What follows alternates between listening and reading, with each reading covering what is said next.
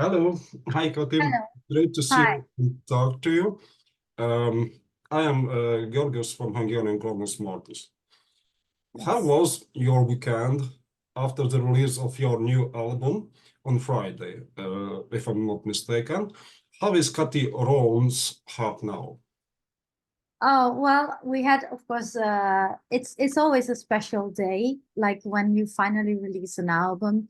I've been in that situation before with a previous record, but of course, for Saula, it's also been a while. I worked on this a very long time, so releasing it really felt almost nostalgic, because I know, like, from the moment it's out into the world, it sort of starts a new life. And for me, like, the songs now can travel on to, well, all over the world, to anyone who wants to listen to them and sort of do their own thing. So in that sense, maybe energetically, like they can sort of start to do their work with all the energy that I have put in there, and maybe some lyrical content, some energetic sound content. So it's been really interesting to let go of it, to release it. And I sometimes compared it with my all-female promoters team, Yes. to sort of giving birth. Like it's a bit like, especially having these 9 daughters of Ran as the team of this album. It's really like, okay, let's let them have their own journeys now and their own lives. And some songs really resonate deeply with people that I didn't even foresee. Like, you always have this idea, like some songs will maybe get the most attention or not. And then I really love to read it if someone comments on a track where I thought, okay, that might not even be like the most evident choice to refer to or something. And it really touches me. I'm just very grateful that the response overall has been like super nice, like really beyond my expectations. If I had any already, it's been beyond that. So that's reassuring, but it's also been time to let go. So if you're really specifically asking me about the weekend after, it's a little bit like an aftermath after running a marathon of sorts. So I took it very easy and just keep standing in that sort of trust energy of like, it will do its thing, and it's time to, for myself, to move on to other projects and content now. But it's a special feeling. Yes, thank you. Second question. I think when it comes to Norse mythology, you are one of the best musicians whose name comes to my mind. How did this great love and interest for ancient things develop, and how much did it increase over the years? Well, it developed. I think it was always, well, even before I was born, it was there. Like, even in the 70s, there was a whole folk revival. But for me, I've seen it gradually grow. Like, of course, I started out not as a musician, but as a roadie and crew member for other folk groups that were working also with historical instruments and different cultural folk stories as sort of the body of content of their song catalog. Groups like Omnia and Faun. And so I've seen touring with them and working with them, not as a musician and at that time, but as sometimes a guest musician though, but as more a crew member. I've seen an amazing reach and growing audience. Like, we're really talking from small clubs to big festivals already, with headlining shows for thousands and thousands of people. So that was even before I started making music. So I would say there has been a little bit of a carpet already before I started to make my own music, of growing this type of genre. And I think at the time, we're thinking now like 2007, 2008, we ourselves in those groups that were traveling through Europe called it pagan folk. And at the time, that name was more directed to the idea of having songs that were based on folkloric elements that were from pre-Christian conversion, and not necessarily to say we are the heathens, we are the pagans, but more like to frame the body of songs, you know, like that's why we did songs in Yes. Finnish, in Slavic, in, you know, Celtic languages, all of that. So for me, with the Nordic thing, I think for me, it's what I always did. Like even with my very first group, I did Scandinavian songs. I really was new to it, but I really ventured out with an open heart and a lot of enthusiasm. So my first songs in Swedish were not necessarily sounding very proper Swedish, but we had, you know, all the love for it. And my first instrument was, of course, the Swedish nyckelharpa, the historical keyed fiddle, which is also a very uncommon instrument to start out your musical journey with. It wasn't a guitar or piano, you know, and my first flute was like a bone flute and not a typical wooden blockflöte. So I've always been myself when making music from the start. I've worked with historic and ethnic traditional instrumentation, so that became the basis of my own work as well. And performing with them at the time, like 10 years, 15 years ago, there were very few people who did it. And because it was a smaller circle of people who did that on modern stages, those people, of course, connected with each other. And so it laid the foundation for having collaborated with Vartruna or getting to know the people of Valraven at the time, Danish group. Now part of that has turned into the members of Heilung, and sort of building a friendship group and a networking group and people just supporting each other's qualities, doing crossovers, doing guest features with each other, just from the basis of this is a friendship community. We all have that same kind of funny passion for historic instruments, you know, like we were trading horsehair strings for tabelarpas, you know, so it was very niche, very yeah, a bit nerdy, you know. And of course, when mainstream media started to pick up on this growing base of listeners, and this what I think started out as a niche music group basis. Like there were different music groups, but we all had that same niche audience in common. That was kind of a breakthrough moment. Like the first time friends of us, you know, collaborated with major TV shows, or the first time I was asked to perform for, you know, a special event for Assassin's Creed Valhalla, or help them build the content for their game before it became the final version with actually different artists on board. But that was just something we never expected. But it's been a lot of fun, like also to do some instrument work for composers like Trevor Morris for the Vikings Valhalla spin-off on Netflix, actually.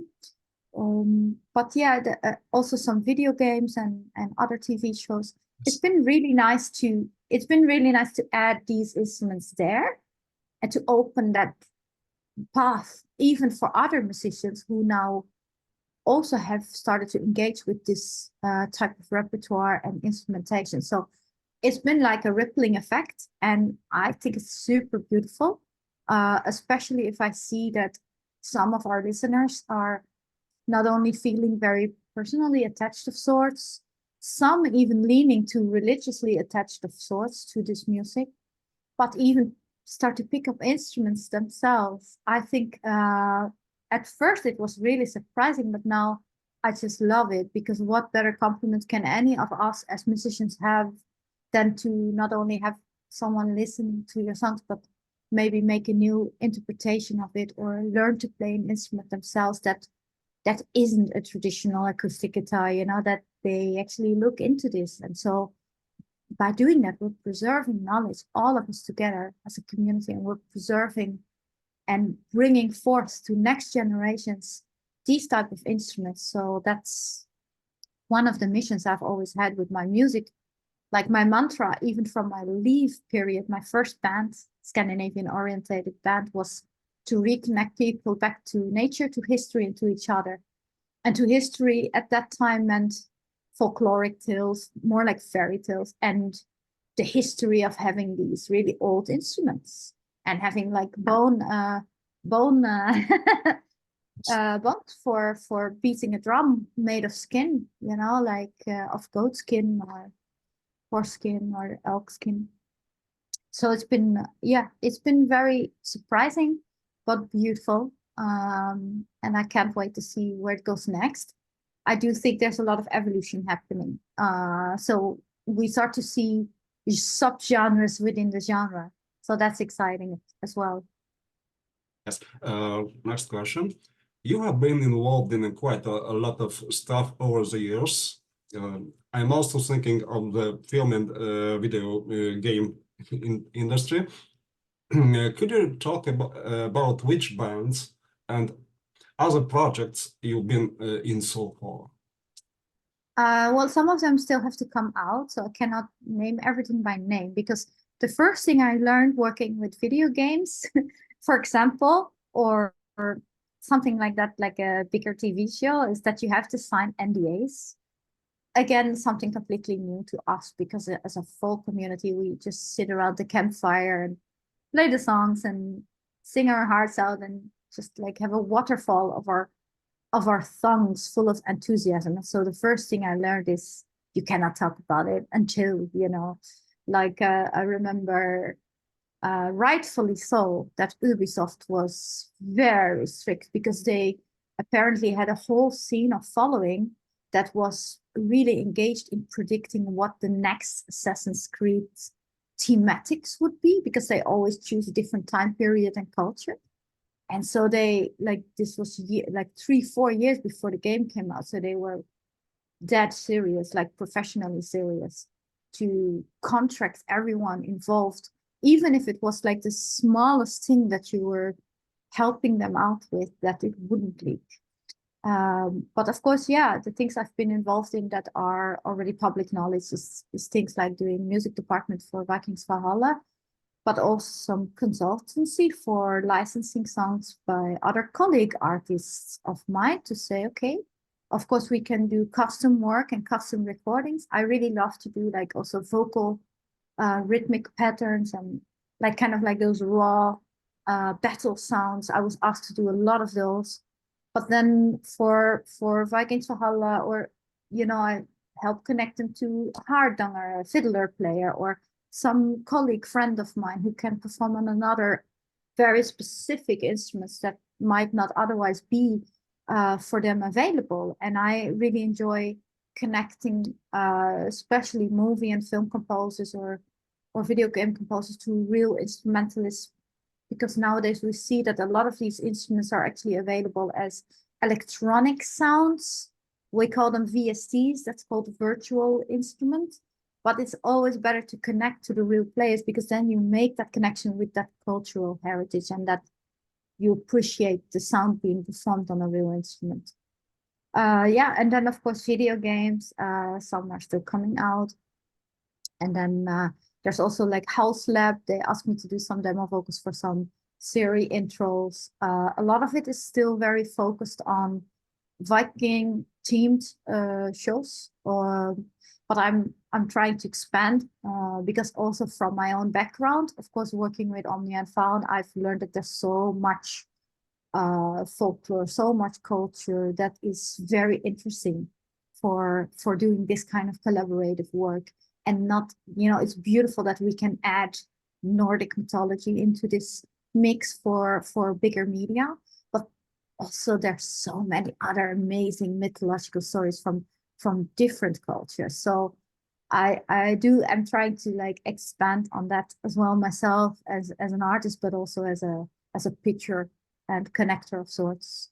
You know, like, well, that's beautiful, but have you heard the sound of Morankur? You know, like let's broaden this up. And I think that's what I've always done throughout my whole career as a musician, but also not only as a musician, I also worked as a manager or like a tour booker or tour manager or like, yeah, sort of like a person who likes to bridge, make connections and bridge people together. You put your heart and soul into folk art. What you do is fascinating, a kind gift to us. Regarding the charm of your voice, I would like to ask, when did you start training it? What made it so delicate and magic? I don't know. I remember when I first started my first band, Leave. I didn't have the name then even. I had these like little recruitment circles in my living room. Like I asked everyone I knew, like people who played shaman drums, people who sang, people who had a hurdy-gurdy. And I kept saying like, I need a singer, like someone who will sing. And I would maybe do some backing vocals, but I never considered myself a singer. But I did learn through the years that, okay, if I have to sing it myself, I'll do it myself. And it's possible to learn this as well, to keep your pitch and sort of learn to accept your own voice. And I think that's what I'm learning, have learned, still learn, is to fully accept your own voice and the way it sounds. Like, of course, on one end, you can say, I want to learn a specific vocal technique and go for really high, airy, top lining vocals, because that's what a lot of people associate female singing with when we look at this genre. A lot of, and there is beautiful. Like, I really admire it if someone can really do this high, airy, super high vocal top lining. It is, of course, the ultimate feminine essence, but at the same time, I myself am more on a low alto vibration in my vocal approach to singing. And so I thought, okay, I can make that my strength. I can fully embrace it. I can dare to be myself with my voice. Because if we do look at Nordic culture and also the spiritual side of Nordic culture, they actually had a word for this, und, like the soul that is connected to your breath. And so, of course, with singing, we are sharing our soul with the listener. And that means also that how your voice is an extension of your soul. And so, yes, we can learn vocal technique to do higher or lower performances. I've done quite a few different techniques on the album Saula, actually, to broaden my vocal range and to demonstrate different characters. But a lot of it is about embracing your full self and just daring to sound as you. And that's also what I will always recommend other artists if they approach me with a demo or ask, for label contacts or connection, A&R work kind of stuff. If I hear the vocals, that's very important for me to hear. Are they embodying themselves? Are they embracing their unique sound? And is one of the things every artist needs to learn. Like we learn from mimicking other artists. That's what we think sounds cool. So we try to sound the same. But even better if you learn to take the next step and sound like you, because your voice and your soul matters too to the conversation. Yes. How do we imagine the young Kati Rán? What was your adolescence like? How different were you from other schoolmates of a similar age? What were your interests and priorities in your life then? Well, as a young girl, we didn't have a family that was busy with music other than that we had our weekly trip to the LP store, the vinyl store. I remember my dad being there a lot and talking to the owner about all the upcoming records. Like he was a massive music appreciator from different genres. And so I did grow up in a household that had like different sort of music, from like classical to rock to, psychedelic rock to all that kind of stuff. Mm. So I was lucky, and I was lucky that I had like in my ears a lot of different music, but we didn't have the typical upbringing where you learn an instrument from a very young age. And I didn't have any siblings or people in my direct environment at all making music. So my childhood, I was I was a bit of a more like the girl who, it was a time where you left home after school, like you went out in nature. At least I grew up in rural countryside, and you came home just in time before dinner or maybe 5 minutes later for dinner without any mobile phones to check where you were. So I was just roaming in nature. I was drawing a lot, listening to moody Lustmord songs. making black and white drawings in half in the rain in the woods. So that was interesting. So I had a bit of a goth tendency already without even realizing that it was goth. Uh, but yeah, I was very much busy with animals, animal rescue. That was really my passion. I really wanted to work with animals, but I didn't know how. So I took another route. Yeah. Single releases were published under the title Blood Bulge in 2019. Yes. Under Mind the Beach, if I'm Yeah. The Mind Beach. Yeah. okay, in 2021 and Halfling in 2022. Yes. This can be also found on the album. Yes. Time passed between them, and then the new album was released even later. What would you say about the Genesis relationship and the difference between these songs and the other songs of the album on the Yeah. album? I think it had to do with the journey of making Saola. So Blood Billy was the first time where I really started to do my own recordings uh, in my own home, working, daytime job, and then at night I would record when I felt I had the time, but also the quiet in my neighborhood to be able to record without any environmental uh, sound leaking into the recording. So it was also a necessary thing. But yeah, that was something where I developed sort of the new direction of my sound with my friend Christopher Yule, who's also been producing those songs, Blood Billy and Unar. And he also, of course, was making my loose record with me before that. So we had already established really good collaboration. And yeah, he found out through my own pre-production and recordings that I was really going into that more darker ambient soundscape.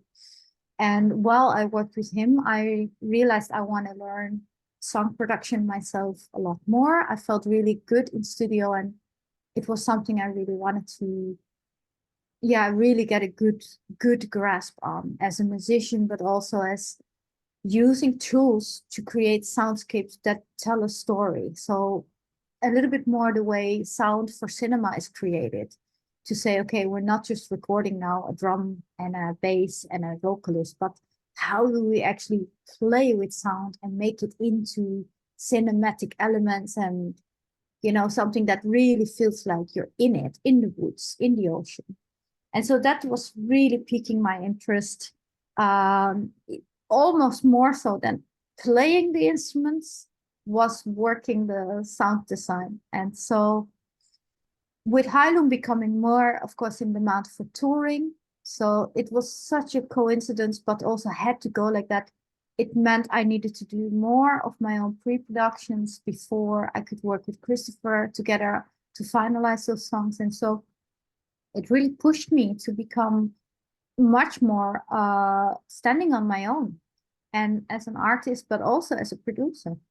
And then Hevering was my first collaboration with Yanni Heu, because we met, on grounds of totally different reasons than music actually. But I had noticed his project E&I that also worked with all this ethnic instrumentation. And so we started to talk, and we had such a intimate and close personal bond that I've really trusted him to listen to the songs I was working on. And so I asked him, with Havering being almost ready, to mix it for me, to make beautiful mix, because that's something I hadn't learned yet, and help me find a suitable mastering engineer. And that was kind of scary, because before I worked with Christopher Yu always.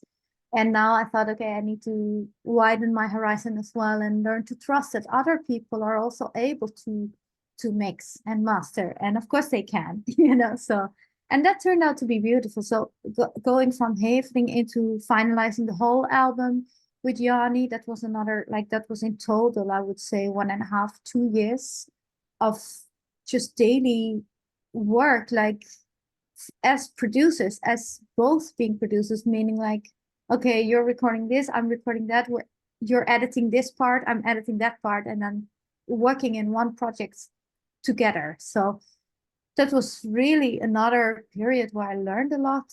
And I think vice versa, because I, as an artist, have such a different approach to making music than maybe pop artists do. I don't want to generalize too much, but I come up with the most crazy elements because for me, this making songs is also it's doing more than that. It's more like a ceremonial thing. Like I introduce trance work. I fully embody the song's essence and thematics at the moment that I'm singing them. So especially if you go then into very fragile or taboo topics, or whether it's like an angry song about victory, like that's where I have to really be that character that I'm embodying and channeling. And if we go into a series who's prophesizing and doing cider, then we are adding even like the sexual energy components, which like if you mention it, it's already like, huh, what? But of course that means you need to have a collaboration with someone you can be very trusting with and safe with, or familiar with, so it doesn't feel like it breaches your personal space at all. So it's been really good there still to work together with someone who understands that. Yes. But even more so, the more you can do yourself, the better. That's really important as an artist. It took a long time for the solo album to be released. However, it was worth the wait, and I'm sure you thought about everything 1,000 times. How would you describe the album? Who would you recommend it to? Well, Saula, it's also how we say it in the press text. Like first we explain the meaning of the title. It's the Old Norse word for sea and soul. And that sort of captures a lot already of the thematics that we're working with, because it's Old Norse. So we're working in Nordic cosmos and mythology.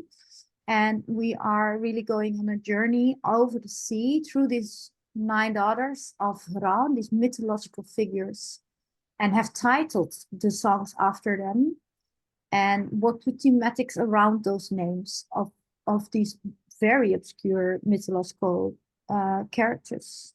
And then soul, because it's also a soul's journey. And as we've previously discussed, it's not only the journey through life where you have to go through obstacles that are sort of in the way of your hero's journey, grief, loss, illness, death, all the heartbreak, all of the things that really kind of needs to be alchemized in a person to grow and to overcome and to be stronger and wiser with after. But it's also the soul's journey through life. So the time it took to make this record, in total, it's a cycle of 9 years. 9 is also, it's a coincidence with what really is an important number in Nordic cosmology. In Hungarian as So, well. yes, exactly. So it's a sacred number. And so these 9 years is also about doing the soul retrieval and the soul's journey of learning self-mastery, learning to be like more like a whole of a person, and reaching a little bit the destination of your soul's mission here on earth. And I hope if people listen to it, they can, or hopefully might be able to tie some of these elements into their own experiences in life, because this is actually a common thing we have. Every human being has these little challenges and tests in life, and how to overcome it. And so a large part of the album is actually bred from a ground of darkness and depression and illness. So being able to grow out of that and to come into your wholeness of yourself, or self-acceptance, that I hope people can take away from Saula. You recorded the songs of the album in different locations. Based on what did you choose them? What adjectives would you use for them? The different locations, yeah, it's been recorded in different locations throughout Scandinavia. So Netherlands, that's actually not Scandinavia, but okay, my home country, and then Denmark, Finland, Norway, Iceland. The only location we missed, and this is not personal Sweden, but it's Sweden. It just the road hasn't brought us there yet. But yeah, I think it adds something to it to have had these different locations and different nature aspects on the record, whether that's working with musicians or singing groups from those countries, or just already journeying there. See the previous topic of the soul being in development. Sometimes it also means the physical energy and endurance and persistence it takes to travel to a location and to make that bridge to the people and to record there. I think it all adds onto the album. It's a physical and a spiritual travel. And I think it's so nice to have that direct contact to a native performer. So for example, if I work with Icelandic heritage and I make a tribute poem on Mind Beach, or I sing in Icelandic a battle song, or, you know, if I'm as a Dutch performer artist attempt to do that, and I'm doing it justice by, you know, going in depth about pronunciations, talking to linguists, checking all those boxes sort of, I feel still, and this is a personal conviction, so nobody has to share it, but I feel it's still important to say, let's also check the box to have a direct connection with that land. And so go to a studio in Iceland and record with the natives, because it's their heritage as well, it's their energy. And I don't want to, as a Dutch person, just sort of wave my album like, it's so beautiful, it's so Icelandic, without having made that direct connection. And so it really adds for me energetically to have Icelandic singers and to have Borga Magnussen on contrabass, who captures that Icelandic code essential sound of these strings, these super moody strings. You know, if he works with the best of the best in Iceland, like Sigur Rós and Björk, like having him on the record sort of pays tribute to not only that song, it's good for the song to have him perform, but it also recognizes like, hey, I see you, Iceland. I see you. This is a music scene niche, and I respect that. And I wouldn't want to bring that song out without making a connection to you guys. So we carry it together as a community. And that's how I approach going to different locations and or having the energy of guests on my album. To same with Carl Sagan from Norway. Goat horn intro and outro on the album is for me like it's a token of respect to Norway itself. And of course, he's an incredible player, so that's a bonus. Oh, I'm sorry if we are talking about Sweden. I like a lot Fabulous Band and Monogram and many more. Yeah. But Yeah. I wrote my Hungarian review about Fabulous because I just you know, I am an old Intum fan, and I saw that Alex Halid enjoyed them. Oh, what an interesting stuff! And I wrote to Fabulous. We got the promo stuff. So I marked them because it's just a wonderful album. I'm a big fan of Swedish scene. I like a lot of band from ambient to grindcore, so and then the Viking culture. Um, Yeah. and what do you think about them, about Fabulous? I think it's difficult for a producer and artist to comment directly on another person's work. You know, I think it's better if I don't, but that would mean for anyone you would mention. So if you would have asked me the same question about another group, I don't think I should.